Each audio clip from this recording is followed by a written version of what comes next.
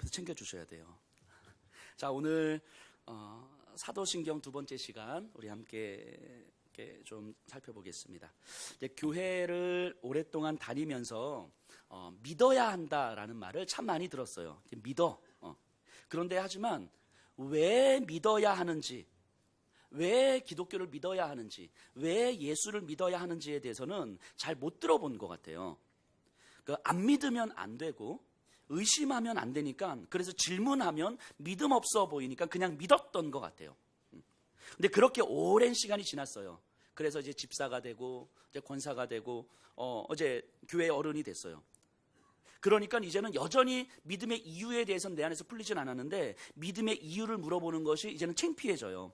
집사가 그런 것도 모른다고 할까봐, 또 권사가 그런 질문을 하냐고 할까봐. 그래서 모르지만 아는 듯 행동하고, 그래서 더 열심히 봉사하고 더 열심히 헌신하지 않았을까 하는 생각이 듭니다.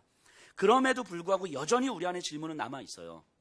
왜 기독교여야만 하는지, 우리의 믿음이 실제 우리의 삶에 어떤 유익이 있는 것인지, 내가 믿는 믿음이 진짜 내 삶을 자유롭게 만들어주고 있는지에 대해서는 여전히 의문스럽게 남아있습니다. 그런데 이것을 질문하기에는 이미 우리가 나이가 너무 많이 들었고 교회 짬밥이 너무 많아졌어요. 그래서 묻는 게 되게 창피해지지 않았을까 하는 생각을 해봅니다. 그래서 자녀들이나 우리 교회 아이들이 이런 질문을 던지면 그냥 이제 얼버무리거나, 아니면 야 성경을 봐, 아니면 기도해, 아니면 목사님한테 찾아가 봐, 뭐 이렇게 이야기하거나, 아니면 믿어, 의심하지 말고 믿어, 우리가 배웠던 그대로 우리 아이들에게 이렇게 말하고 있지 않습니까? 우리가 사도신경을 공부하면서 이 기독교에 대해서 조금은 신학적으로, 그리고 조금은 실천적으로 우리가 좀 알아갔으면 좋겠어요. 일단 우리 인류의 역사를 좀 보면요, 고대 사회에서 인간은 종교적 인간이었어요. 자연과 인간의 사회와 시대에 대한 지식이 없으니까 모든 것을 신의 문제로 돌린 거예요. 하늘에서 천둥이 치면 신이 진노하셨구나, 가뭄이 들면 우리가 신한테 뭔가 잘못했구나, 수확이 많아지면 우리의 정성을 보시고 신이 축복 복 주셨구나, 뭐 이런 모든 것을 신과 연관 속에서 이해를 했어요. 그러니까 인간이 할 수 있는 최선은 무엇입니까? 신한테 잘 보이는 거죠. 그래서 뭔가 제사를 많이 드리고 열심을 내면 됐던 거예요. 그런데 인간이 이제 자연과 사회에 대해서 지식이 좀 쌓여지기 시작하면서 신으로부터 독립을 하죠. 신으로 설명하지 않고도 충분하게 우리의 삶을 설명할 수 있더라는 거예요. 이게 이제 신으로부터의 인간의 독립선언이 철학의 시작이죠. 그래서 철학이 시작이 돼요. 그래서 인간의 지식으로 이제 이 시대를 설명하기 시작합니다. 그래서 어떻게 사는 것이 가장 행복한 삶인가, 어떻게 사는 것이 가장 의미 있는 삶인가, 그래서 생각을 하기 시작하고 역사를 공부하기 시작하고 문화를 공부하기 시작하고 언어를 공부하기 시작해요. 이런 것을 인문학이라고 하죠. 어떻게 사는 것이 가장 의미 있는 삶인가, 과연 우리는 어떻게 살 것인가. 그래서 오늘날 이 인문학 열풍이 뭐 이렇게 막 일어나지 않습니까? 그래서 이 인문학이 계속 발전이 되는데, 인문학이 어느 순간 한계에 부딪히는 지점이 오더라는 거예요. 그게 뭐냐면 죽음의 문제였어요. 그러면 우리는 어떻게 살 것인가에 대해서 고민을 하는데, 죽음의 문제는 인문학이 아무리 발전을 하고 아무리 고민을 해도 이 죽음의 문제는 설명이 안 되더라는 거예요. 그래서 인간은 또다시 죽음의 문제를 해결하기 위해서 종교를 회귀하기 시작합니다. 그래서 종교는 고대 종교 이후에 일어난 종교들은 그래서 이제 죽음의 문제를 설명하기 시작해요. 예를 들면 불교는 죽음의 문제를 어떻게 설명합니까? 윤회로 설명하잖아요. 그래서 이 땅에서 뭔가 욕심을 버리고 정말 무의자연의 삶으로 잘 살아가는 것 같은 것을 이야기하지만, 결국 이 땅에서 산 결과가 내세에 좀 더 나은 삶이 되는 거잖아요.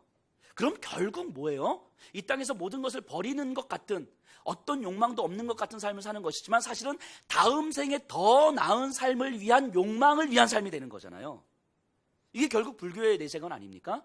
그래서 결국은 욕망을 버리는 것 같지만 욕망을 취하는 삶이 바로 불교적 세계관이죠. 그래서 이 욕망을 추구한다는 것은 결국 무슨 의미입니까? 두려움이죠. 내 다음 생에 내가 막 이렇게 벌레로 태어나면 어떡하지? 뭐 이런 두려움. 뭐 다음 생에 내가 우리 이수경 집사님 아들로 태어나면 좋겠다. 뭐 이런 예를 들면 어떤 뭔가 내 다음 생에 이러면 안 될 것 같은 두려움으로 이 땅에서 뭔가 이렇게 업을 쌓는 거잖아요. 그러니까 두려움이 움직이는 거죠, 결국.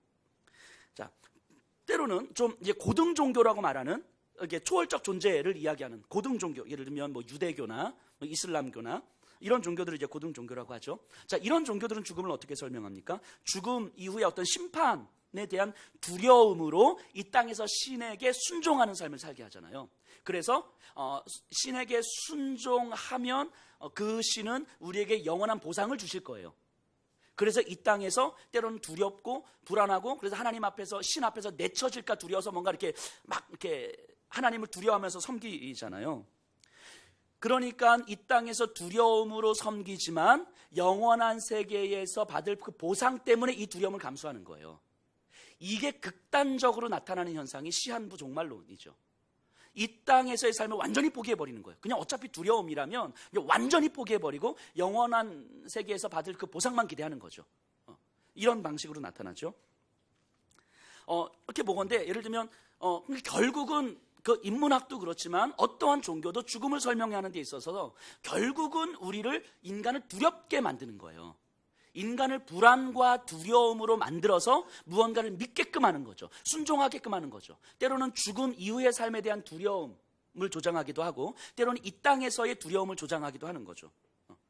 결국 어떤 종교도 삶과 죽음에 대해서 두려움을 넘어서는 설명을 하지 못해요. 두려움과 불안함으로부터 인간을 자유롭게 하지 못합니다. 하지만 종교학적 관점에서 보면 참된 종교라면 이 땅을 살고 있는 인간의 삶을 그 어떤 욕망과 권력의 굴레로부터도 자유롭게 만들어줘야 되고, 그리고 죽음과 그 이후에 대해서도 충분히 설명할 수 있어야 되는 거예요. 어떠한 두려움으로부터도 우리를 자유롭게 만들어주고 죽음 이후도 우리에게 두려움이 없어야 되는 거예요. 이것을 구원이라고 하죠. 구원. 그렇지 않으면 이 땅에서의 삶에 대한 두려움으로 살아가든가, 아니면 내세에 대한 죽음에 대한 두려움으로 살아가든가, 결국 두려움으로부터 인간을 구원해 주지 못하는 거예요. 두려움과 불안함으로 우리가 움직이게 되는 거니까. 그래서 참된 종교, 참된 구원은 이 땅에서의 두려움으로부터 자유롭게 만들어주고 죽음 이후의 삶으로부터도 자유롭게 만들어줄 수 있는 종교는, 이것을 설명해 줄 수 있는 종교는 기독교밖에 없어요. 실제로. 그렇다면 이제부터 우리가 그걸 이제 생각해 보려고 하는 거예요. 그러니까 맹목적으로 믿어. 기독교니까 믿어. 예수 믿어야 돼. 안 믿으면 구원 못 받아. 너 지옥 가. 뭐 단순하게 어떤 이런 차원의 문제가 아니라 왜 참된 종교가 기독교일 수밖에 없는지, 기독교가 이 땅에서의 우리의 삶을 두려움으로부터 어떻게 자유롭게 만들어주고 죽음 이후의 삶으로부터도 우리를 자유롭게 만들어줄 수 있는지를 사도신경을 통해서 한번 이제 공부해 보려고 하는 거예요. 자, 사도신경을 우리 찬송가 앞에 있는데 한번 펴보시죠. 사도신경. 이제 오늘부터 본격적으로 사도신경의 고백을 들어가는데요. 혹시 펜이 있으시면 드시고, 사도신경이 총 12문장으로 되어 있거든요. 라틴어 원문. 이게 이제 라틴어로 되어 있죠. 라틴어 원문에는 12문장으로 되어 있는데 제가 번호를 매겨 드릴 테니까 그 문장 앞에 번호를 이렇게 써보셔요. 어떤 12문장인지.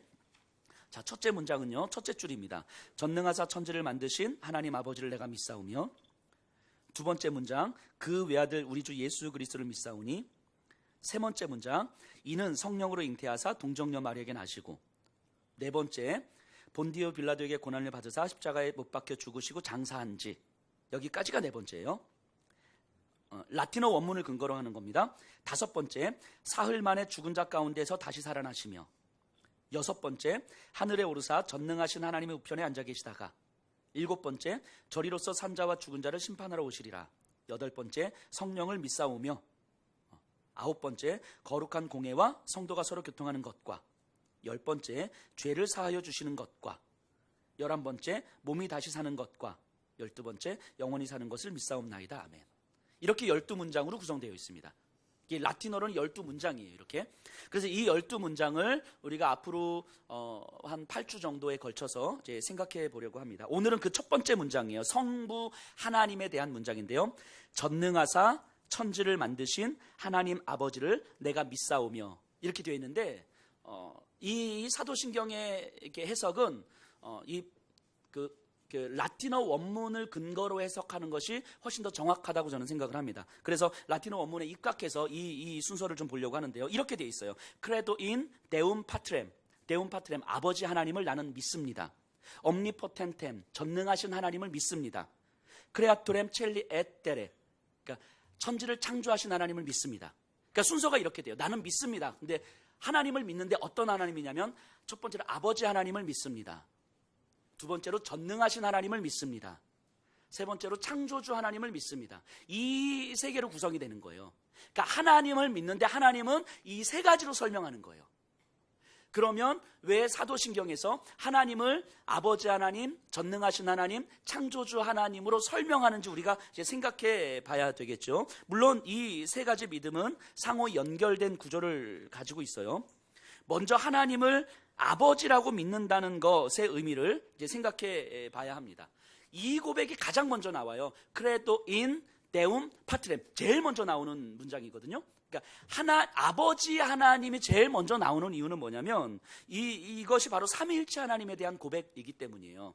사도신경의 구조 자체가 삼위일체로 이루어져 있고 그 내용 하나하나도 삼위일체 하나님에 대한 고백이기 때문인 거죠. 자, 한번 생각해 보면요.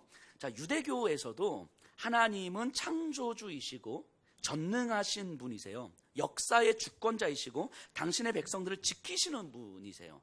그 하나님은. 그럼 이 유대교의 하나님과 우리 기독교의 하나님이 과연 뭐가 다를까요?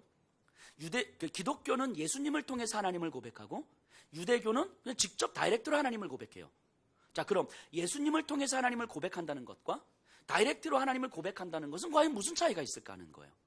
이것에 대해서 우리가 한번 고민을 좀 해봐야 될 것 같아요. 자, 유대교에서는요, 하나님은 명령하시는 분이시고 인간은 그 명령에 순종하는 존재예요. 순종하지 않으면 하나님은 진노하세요. 그래서 인간들은 그 율법과 명령에 항상 순종하려고 애를 쓰지요. 그래서 하나님은 예배 받으시고 경외 받으시는 분이지만 항상 두려운 분이죠. 항상 두려운 존재. 그래서 인간들을 움직이는 힘은 바로 두려움이에요. 두려움. 불안과 두려움. 그래서 애를 써서 그 율법과 명령들을 어떻게 지킬 것인가에 막 집중하는 거죠. 그렇게 집중하다 보니까 율법을 지키는 자와 지키지 않는 자들이 나누어지게 되는 거 아니겠습니까?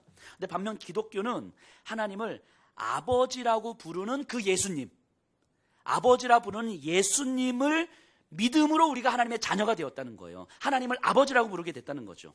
어떤 분들은 하나님을 아버지라고 부르니까 이게 너무 남성성을 강조하는 가부장적인 언어 아닙니까? 라고 이야기하는데 이건 성경을 좀 잘 못 이해해서 그러신 것 같아요. 여기서 말하는 아버지는 남성으로서의 아버지를 이야기하는 것이 아니라 어떤 남성이냐 여성이냐의 존재가 아니라 인격적 존재로서의 아버지를 얘기하는 거예요.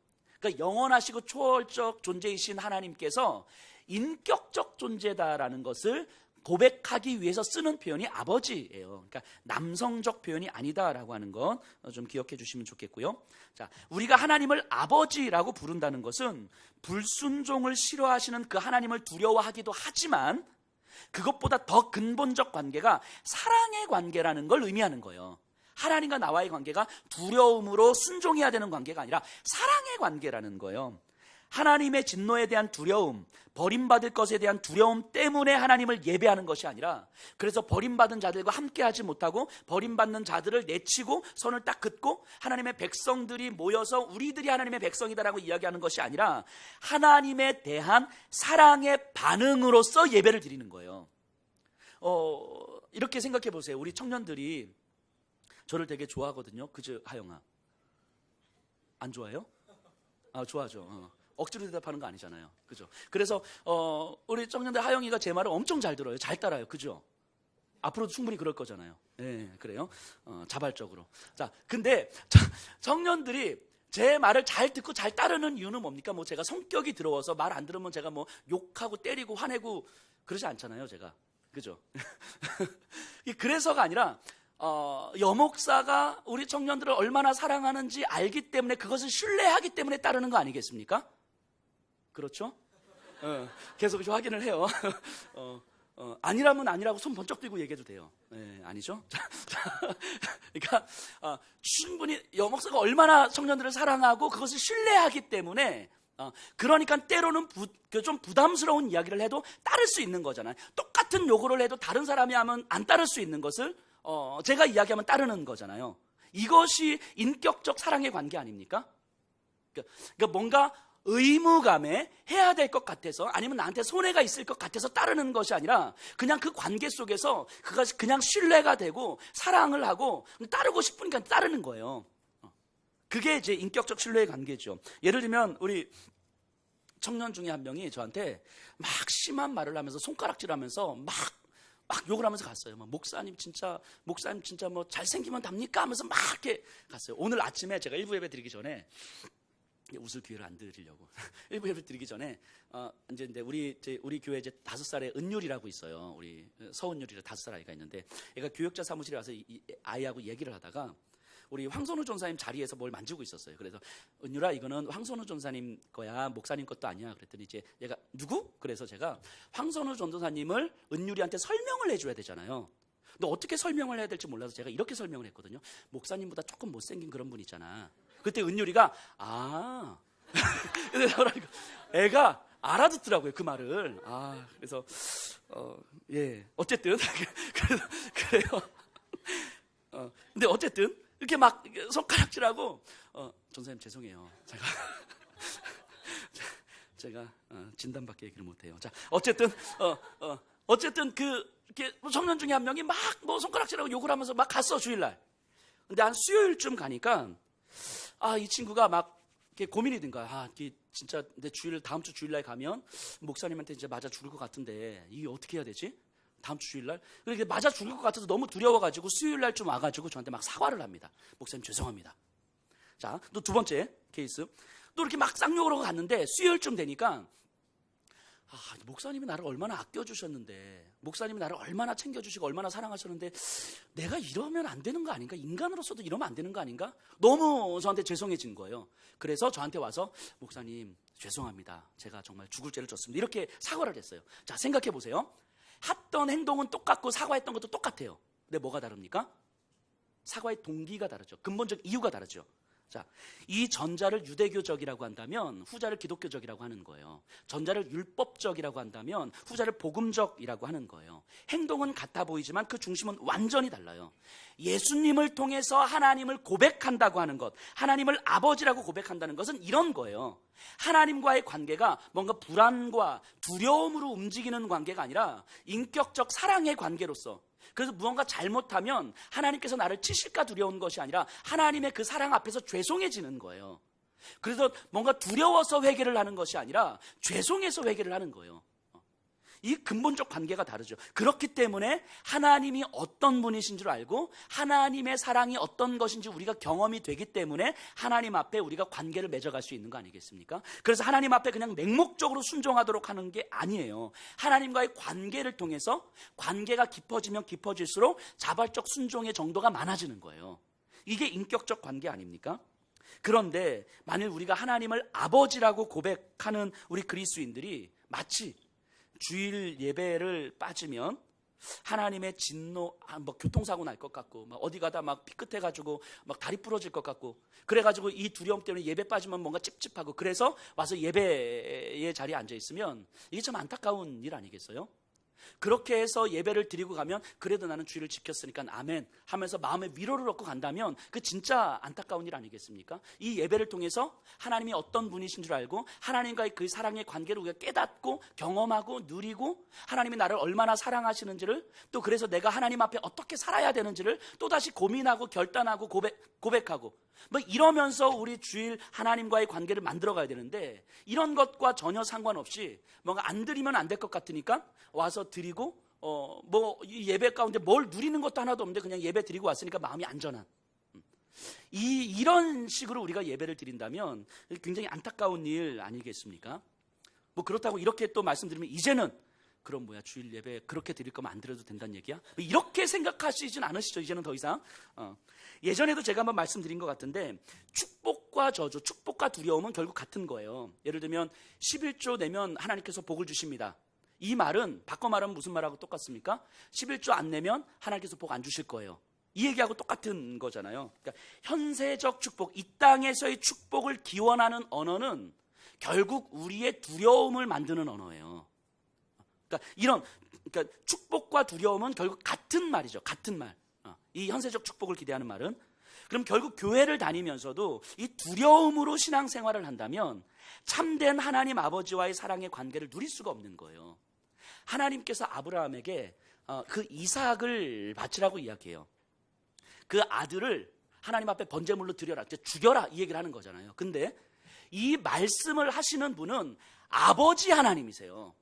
그 말씀에 따르지 않으면 하나님께서 진노하시고, 그 말씀에 순종하지 않으시면 하나님께서 모든 걸 다 뺏어가시는 그런 두려움, 무서운 하나님이 아니고 아버지 하나님, 아브라함과 인격적 사랑의 관계를 맺기를 원하시는 하나님이 아브라함에게 너의 아들 바쳐라, 이렇게 말씀하시는 거예요.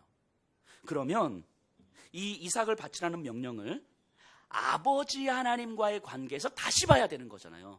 그 이삭을 안 바치면 하나님께서 모든 것을 다 뺏어가실 것이기 때문에 두려워서 이삭을 바칠 수밖에 없는, 이것을 하나님께서 원하시는 것이 아니었을 거라는 거예요. 자, 하나님께서 아브라함에게 이렇게 말씀하세요.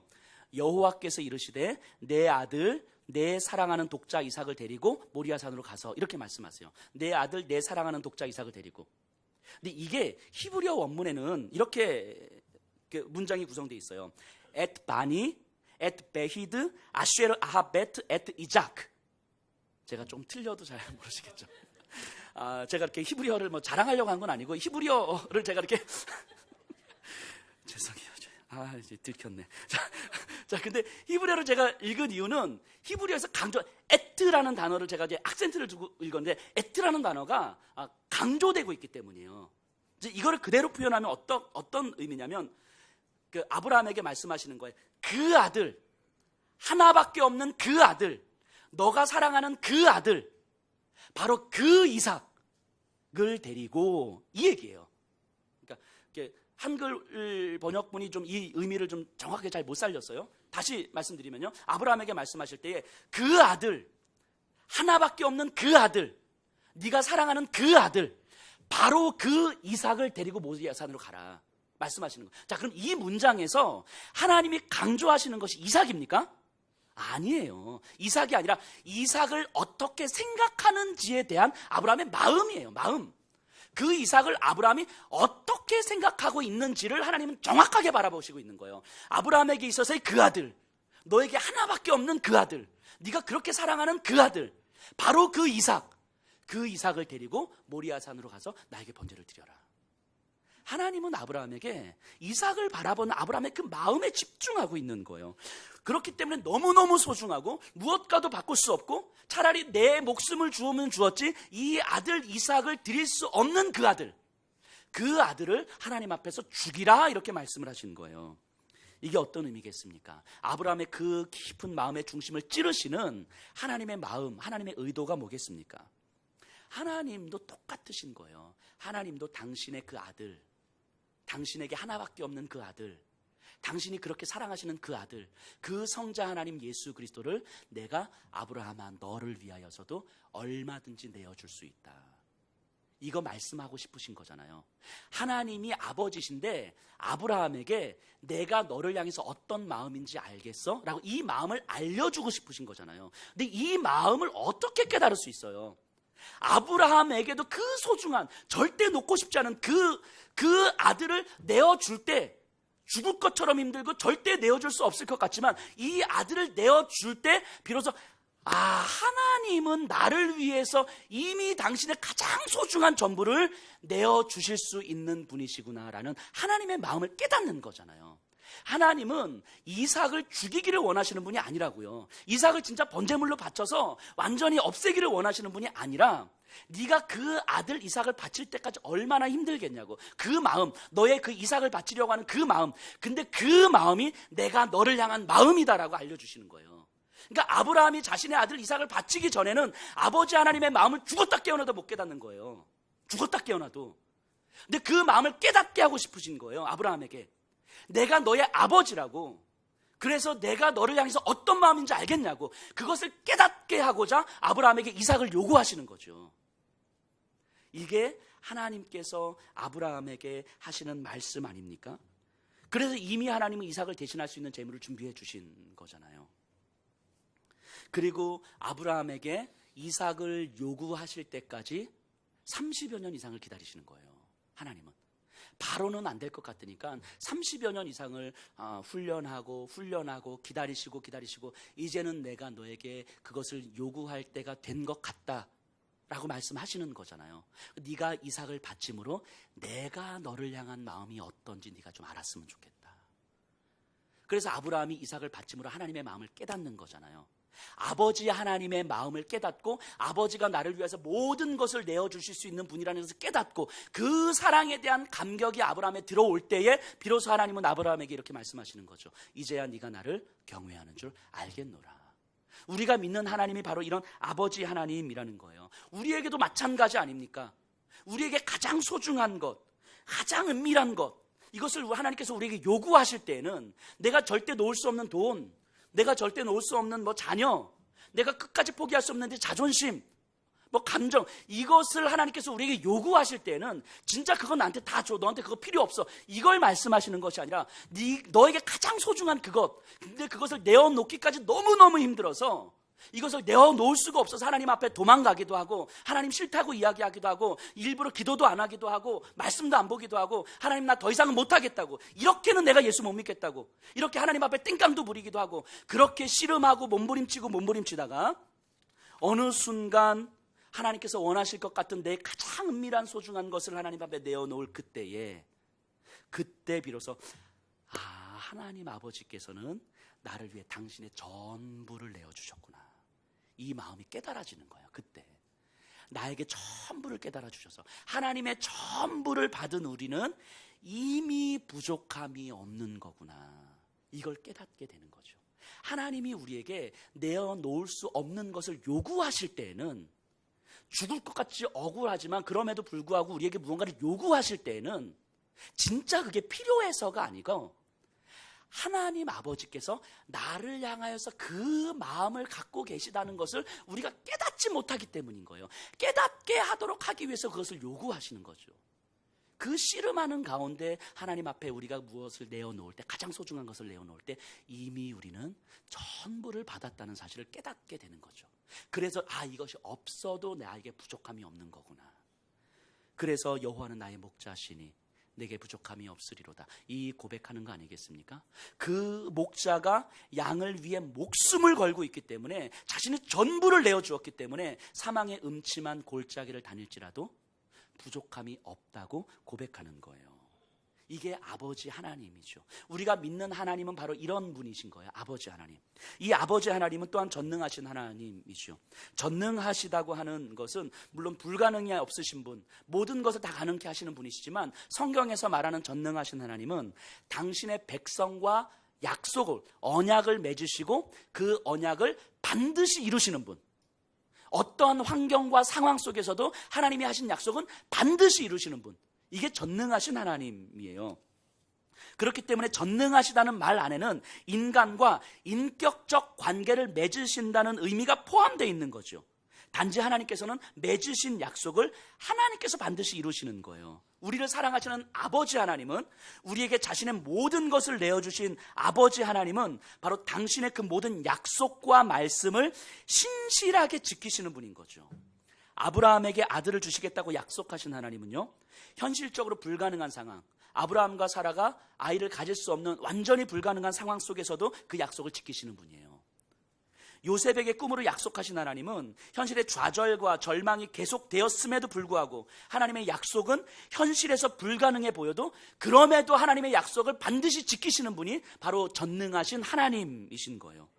그래서 하나님의 전능하심은 아버지 하나님의 절대적 사랑의 행동이라는 것이 믿어지는 거예요.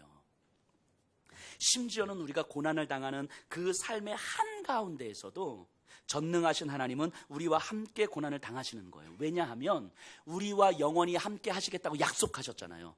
나는 너의 하나님이 되고 너희는 내 백성이 될 것이라고 약속하셨잖아요. 우리와 함께 하시겠다고. 그러니까 우리가 고난을 당하는 그 자리에도 하나님은 우리와 함께 하시는 거예요. 극한 고통의 시간과 장소에 구체적으로 우리와 함께 하시는 거죠. 예수 그리스도의 십자가가 바로 그 의미 아닙니까? 전능하신 하나님이 고통을 당하시는 무능력함의 자리에까지 오신 거예요. 이 땅을 창조하신 전능하신 하나님이 이 세상의 힘 앞에서 고통을 당하는 그 무능력한 자리까지 오신 거라고요. 왜 오셨어요? 우리와 하신 약속을 신실하게 지키시기 위해서 오신 거죠. 고통을 당하는 그 삶의 현장 속에서 우리와 함께 하시겠다고 약속하신 그 약속을 지키시기 위해서 이 자리에 오신 거예요. 자신을 무능력함으로 내어주신 자리에 오신 거예요. 생각해 보세요. 도대체 이 세상의 그 어떤 종교에서 어떤 신이 인간을 위하여서 인간과 함께 고통을 당합니까? 오직 전능하신 하나님만이 완전한 무능력도 감당하시는 거잖아요. 진짜 무능력해서가 아니라 전능하시기 때문에 무능력함의 고통까지도 끌어안으시는 거예요. 만일 하나님이 전능하지 않으셨다면 고통의 자리는 신의 자리가 아닌 거죠. 거기는 내가 갈 자리가 아닌 거죠. 신은 거기까지 못 가는 거죠.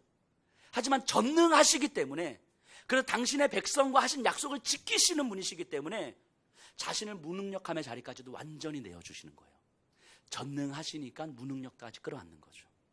이게 그리스도의 십자가를 우리의 삶의 현장 속에서 다시 마주하는 거 아니겠습니까?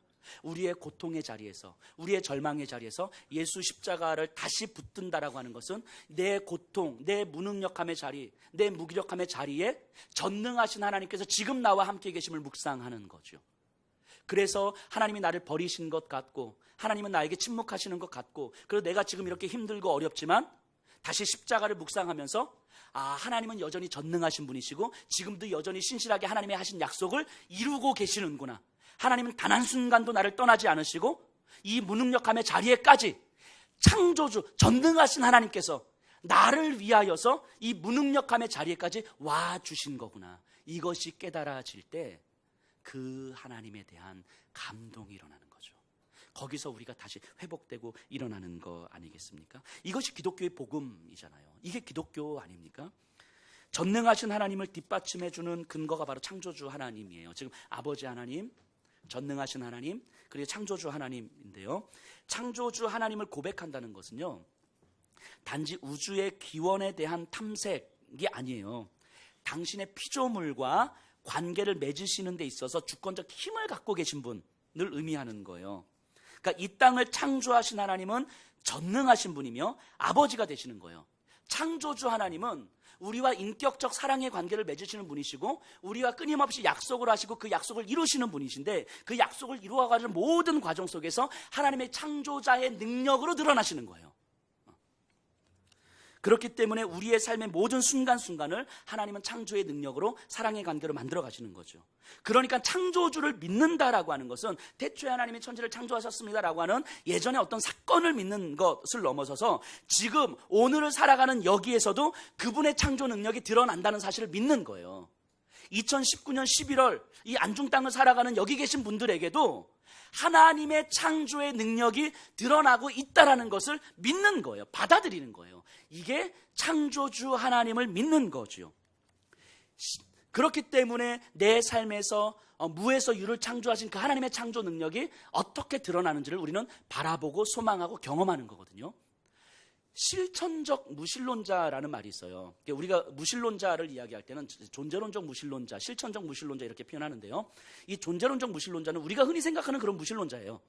신이 없다고 여겨지는. 근데 이 실천적 무신론자라는 말은 하나님을 알아, 창조주를 고백해, 다 알아. 근데 우리의 일상은 그 하나님이 있든지 없든지 상관없는 삶이야. 이런 삶을 실천적 무신론자라고 이야기를 합니다. 우리가 하나님에 대해서 고백은 하고 있는데 월화수목금토로 살아가는 걸 보니까 저 삶에서 하나님이 빠져도 그게 달라지진 않겠다 라고 보여지는 그런 삶, 이런 삶을 실천적 무신론자라고 해요. 내 일상 속에서는 하나님을 경험하지 못하는 삶, 내 일상 속에서는 하나님의 창조 능력을 경험하지 못하는 삶, 그래서 내 일상에서는 내 힘을 의지해서 최소한의 안전을 추구하면서 이것이 전부인 것처럼 살아가는 삶, 그리고 하나님은, 창조주 하나님은 어떤 일주일에 한 번씩 종교 행사하듯 찾아가는 그런 삶, 이런 삶을 실천적 무신론자라고 이야기를 해요. 창조주를 믿는다는 것은요, 내 삶의 구체적인 문제에 말씀으로 창조하신 그 하나님의 창조 능력이 여전히 유효하다는 것을 믿는 거예요. 그러니까 내 삶의 문제 앞에서 내가 내 힘으로 어떻게 이 삶을 헤쳐나갈 것인가? 어떻게 조금 더 덜 고통스러운 방식으로 내 삶을 만들어갈 것인가가 아니라 창조주 하나님께서 지금 내 삶의 문제에 어떤 창조의 능력으로 나에게 일하시는가? 그럼 나는 이 삶의 문제 앞에서 이 문제를 해결하는 것이 아니라 창조주 하나님을 내가 어떻게 바라볼 것인가? 이게 우리의 삶이 되어야 된다는 거죠. 여기 계시는 여러분들의 삶 속에서 매 순간순간 속에서 하나님의 창조 능력이 일어나심을 믿으셔야 되는 거예요. 그래야 하나님으로 우리의 삶을 설명하는 거예요. 이것이 믿어지지 않으면 결국 우리는 어찌 보면 실천적 무신론자의 삶으로 살아가고 있을지도 모르겠어요. 때로는 힘이 들면 하나님 앞에 무릎 꿇고 매달리기도 하는 거예요. 기도하면서 매달리기도 하는 거예요. 말씀 앞에서 매달리기도 하는 거예요. 완전히 불가능한 상황 속에서 이삭을 주신 하나님의 그 창조적 능력, 완전히 불가능한 현실과 좌절과 절망의 연속 속에서 요셉의 급을 이루신 하나님의 그 창조적 능력, 소망이 없을 것 같은 그 다윗의 삶에서 다윗을 통해서 하나님의 나라를 이루셨던 그 하나님의 창조적 능력, 그 하나님의 창조적 능력이 완전히 불가능할 것 같은 내 현실 속에서도 어떻게 이루어지는지를 간절히 소망하면서 살아가는 그 삶이 창조주 하나님을 믿는 거죠. 그러니까 우리가 믿는 하나님은 바로 그 아버지시고 전능하신 분이시고 창조주 하나님이시라고 믿는 거예요. 그렇다면 우리가 믿는 하나님이 그런 분이시라면 그 하나님을 아버지로 전능하신 분으로 창조주로 믿는 우리가 과연 어떤 삶을 살아야 되겠습니까? 우리의 삶이 아버지로 믿는데 어떠한 사랑의 관계도 소망하지 못하고 전능하신 하나님을 믿는데 하나님의 약속이 무엇인지도 모르게 창조주 하나님을 믿는데 하나님의 창조의 능력이 사모되지도 않고 소망되지도 않는다면 하나님을 믿는 게 아니잖아요. 완전한 실천적 무신론자의 삶인 거잖아요. 우리가 그 하나님을 믿는다면 과연 우리의 삶이 어떻게 돼야 되겠습니까? 진지하게 우리가 질문해 봐야 되지 않겠습니까? 최근 우리 큐티가 요한계시록 본문이에요. 지난 주간에 요한계시록 3장 1절에 사대교회에 대한 이야기가 나옵니다. 사대교회에 대해서 주님이 뭐라고 말씀하시냐면 네가 살았다 하는 이름은 가졌으나 실상은 죽은 자로다. 이렇게 이야기를 해요. 사대교회가 돈이 많았거든요. 또 사람도 많고 화려했어요. 뭔가 이렇게 막 북적북적 됐고 뭔가 이렇게 많았어. 근데 실상은 죽은 자라고 말씀하시는 거예요. 그 교회를 바라보면서. 뭔가 교회가 뭐 일도 많고 뭐 맨날 연예인 초청해가지고 뭐 하고 막 굉장히 분주한데 실상은 죽은 자로다라고 이야기하는 거예요. 자, 교회가 죽었다라고 말할 때 그게 무슨 의미입니까? 뭘 보고 교회가 죽었다라고 이야기합니까? 성령의 일하심이 없는 걸 보면 죽었다라고 이야기하는 거예요. 성령의 일하심이 없는 교회가 죽은 교회죠. 자, 성령의 일하심이 없는 교회를 어떻게 분별합니까? 성령의 일하심은 뭐예요? 성령의 일하심이 어디에 집중됩니까? 영혼이잖아요. 영혼. 한 영혼을 구원하고 한 영혼을 살리고 한 영혼에 집중하는 것이 성령 하나님께서 하시는 일이잖아요. 그것을 위해서 이 땅에 교회를 허락하신 것이고 이것을 위해서 이 땅에 그리스도인들을 허락하신 거잖아요. 성령의 일하심이라는 것은 성령에 의지하여서 성령 하나님께서 세우기를 원하시고 살리기를 원하시는 그 한 영혼에 집중해서 그 한 영혼을 살려내고 그 한 영혼을 성장시키고 그 한 영혼을 하나님 앞에 세우는 그 사역을 하는 것이 살아있는 교회라고 이야기하는 거잖아요. 그런데 성령이 일하지 않아도 충분히 돌아가는 교회, 성령 하나님이 없어도 충분히 돌아가는 교회, 영혼에 관심이 없고 영혼권에 관심이 없고 영혼을 어떻게 성장시키고 살리는지에 관심이 없고 여러 가지 사역을 많이 하고 여러 가지 일을 많이 하고 교회가 막 화려하고 뭐 돈이 많아지고 사람들이 많아지는데 별로 성령에 의지하여서 영혼을 살리는 데 집중하지 않아. 이 죽은 교회라고 이야기하는 거잖아요. 굳이 성령 하나님이 없어도 얼마든지 교회는 돌아갈 수 있는 거죠. 성령 하나님의 역사가 없어도 얼마든지 교회는 그 하던 대로 갈 수 있다고요. 이거를 죽은 교회라고 이야기하는 거 아닙니까? 살아있는 교회라는 건 성령에 의지하여서 우리의 현실적 조건과 상관없이 성령의 일에 모든 것을 걸 수 있는 교회 아닙니까? 즉 한 영혼을 살리고 한 영혼에 집중하는 교회. 한 명이냐 100명이냐가 아니라 100명이면 하고 1명이면 안 하고 이런 게 아니라 한 영혼이라도 살릴 수 있다면 그것에 모든 것을 걸 수 있는 교회가 성령의 일하심의 교회 아니에요? 그 성령의 일하심에 맡길 수 있을 때 그 교회를 하나님께서는 책임져 주시겠다고 약속하시는 거고, 그 약속을 믿는 것이 전능하신 하나님을 믿는 거잖아요. 그 영혼을 살리는 그 일에 하나님의 창조적 능력이 경험되어지는 것이 창조자 하나님을 믿는 거잖아요. 그럼에도 불구하고, 우리의 모든 것을 걸고 있음에도 불구하고 우리를 절대 포기하지 않으시고 우리를 사랑하시고 우리를 붙드시겠다고 약속하시는 분이 아버지 하나님이신 거잖아요. 그 하나님을 믿는 거 아닙니까? 그때 성령은 교회를 통해서 일하고 교회는 하나님의 창조 능력을 경험하는 거잖아요. 그 교회가 살아있다라고 이야기하는 거죠. 그런 교회가. 20여 년 전으로 기억해요. 제가 금요 예배 때도 이런 말씀을 드렸는데, 오카는 목사님께서 살아계셨을 때 부활주일 한국교회 연합예배였을 것 같아요. 제 기억에. 그때 이 요한계시록 3장 1절을 가지고 설교하셨어요. 사대교회를 가지고. 그러면서 옥 목사님께서 이렇게 말씀하신 것이 좀 생생하게 기억이 나는데, 한국교회가 진짜 살았다 하는 이름은 가졌으나 실상 죽은 자 아니냐라고 외치시는 거예요. 뭐 하나님이 은혜를 주셔서 교회가 성장했고, 하나님이 은혜를 주셔서 교회가 건축됐고, 하나님이 은혜를 주셔서 뭐 재정이 많아지고 등등등 많이 했는데, 그래서 하나님의 은혜라고 생각을 했는데, 사실 가만히 들여다보면 목회자들이 건축하는 데 목숨을 걸고 목회자들이 성도들 늘리는 데 목숨 걸면서 자기 교회 성도, 자기 교회 영혼 한 명 죽어가는 것에 신경을 쓰지 않는다면 그 죽은 교회 아니겠냐고, 그걸 살아있는 교회라고 얘기를 하겠냐고 이야기하는 거죠. 한국교회 성도님들이 어마어마하게 헌신도 많이 하고 어마어마하게 봉사도 많이 하는데, 내 옆에 지체한 사람이 죽어가는 것에, 그 영혼이 무너져가는 것에 관심을 갖지 않는다면 그것이 살아있는 교회겠냐고, 그 죽은 교회 아니냐고. 이 피토하는 심정으로 외치셨던 그 모습이 생생해요. 20여 년이 지났음에도 불구하고. 20여 년이 지난 지금은 어떻습니까? 뭐가 과연 달라졌을까요? 교회가 100명, 1000명에는 관심이 있는데 그 안에 있는 한 영혼에는 관심이 없는 건 아닙니까? 뭔가 많은 일을 하는 것 같고 뭔가 분주한데 내 옆에 한 영혼이 죽어가고 있는 것에 진짜 관심을 가지고 있습니까? 목사들이 정말 그 영혼에 집중해서 그 영혼 살리는데 목숨 걸고 가는 것이 아니라 뭔가 다른 것들에 계속 관심을 갖느라 분주하고 바쁘고, 그래서 영혼 돌볼 시간이 없어서 목회자가 바빠서 성도를 못 만나고, 목회자가 바빠서 신방을 못하고, 목회자가 바빠서 그 영혼을 돌보지 못하는. 근데 성도님들이 인정을 해, 그걸. 우리 목사님 너무 바빠서. 이게 살아있는 교회가 아니잖아요, 이런 게.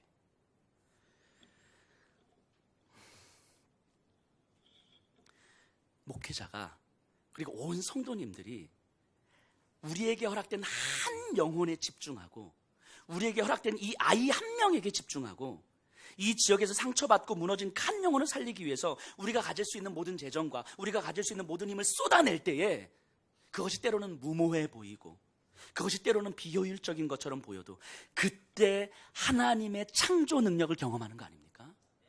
그때 성령의 일하심을 경험하는 거 아니에요? 그렇기 때문에 우리에게 우리가 돈이 이만큼 있으니까 할 수 있어, 우리에게 사람이 이만큼 있으니까 할 수 있어, 이게 아니고, 그러니까 우리가 성령 하나님을 의지하지 않으면 우리가 할 수 있는 것이 정말 아무것도 없습니다. 우리 교회가 내일을, 내년을 예상할 수가 없습니다. 그래서 우리는 무릎 꿇고 모든 성도님들이 성령 하나님께 의지할 수밖에 없는 것입니다. 이렇게 고백할 수 있어야 그 교회를 살아있는 교회라고 하지 않겠냔 말이에요. 우리들의 삶도 마찬가지 아닙니까? 우리 성도님들의 삶 마찬가지 아니겠어요?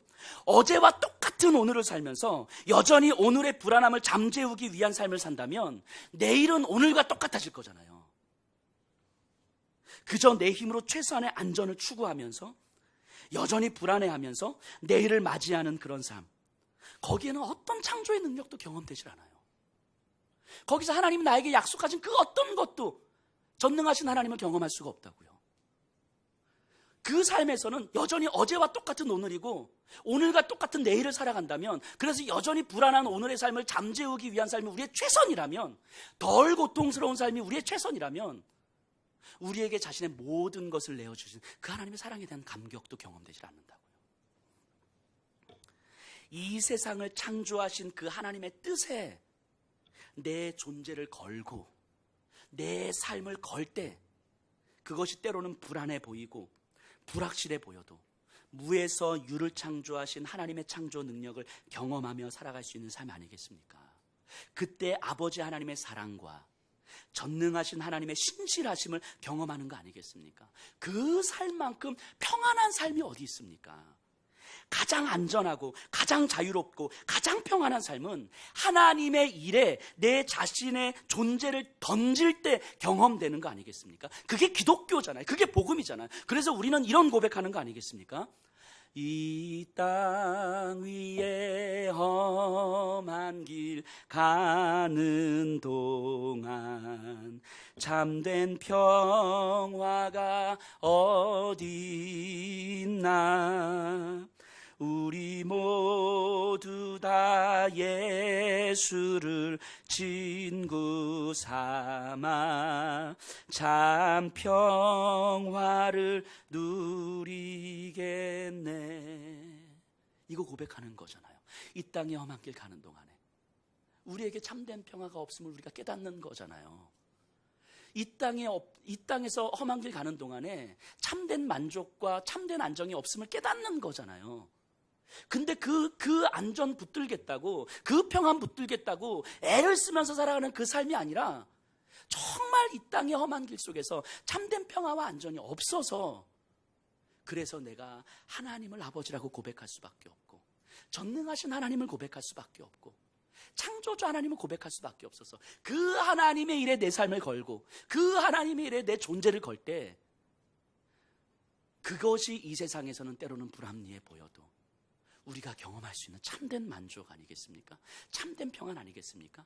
이 평안을, 이 참된 만족을 경험하고 또 경험하기를 사모하고 간절히 구하면서 살아가는 삶이 그리스도인들이고 우리 교회 아니겠습니까? 적어도 이 자리에 계신 분들이, 또 우리 예수평화교회가 우리 현실의 안전을 추구하고, 적어도 우리가 할 수 있는 영역 안에서 우리의 현실적 조건을 계산하면서 살아가는 것이 아니고, 그것이 하나님의 뜻이라면 거기에 우리의 모든 것을 걸어보고, 우리의 모든 존재를 걸어보고, 우리의 모든 것들을 다 내어놓고, 그리고 그럼에도 불구하고 우리와 함께 계시다고 약속하시는, 그 약속을 지키시는 신실하신 전능하신 하나님을 좀 경험해보고, 우리가 불가능할 것 여겨지는, 그럼에도 불구하고 창조의 능력으로 우리를 끌고 가신 하나님을 경험해보고, 끝까지 우리에게 자신의 전부를 내어주시는 아버지 하나님을 경험해보면, 이것이 이 땅의 우리의 삶 아니겠습니까?